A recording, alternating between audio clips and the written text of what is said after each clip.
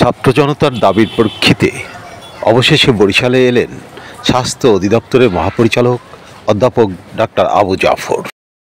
তিনি বরিশালে এসেই প্রথমে ছাত্র জনতা এবং পরে শেরেবাংলা মেডিকেল কলেজ হাসপাতালের চিকিৎসকদের সাথে বৈঠক করেন। তবে ইতিপূর্বেও স্বাস্থ্য সচিব বরিশালে এসেছিলেন এবং কোনো প্রতিশ্রুতি বাস্তবায়ন হয়নি, যে কারণে ছাত্র জনতা স্বাস্থ্য দপ্তরের মহাপরিচালক নয়, স্বাস্থ্য উপদেষ্টাকে বরিশালে আসার দাবি অব্যাহত রেখেছে।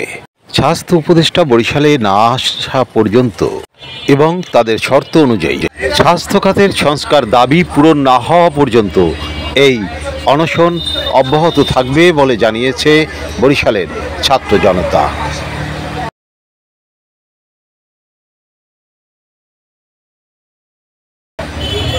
আরিফ আহমেদ, বরিশাল।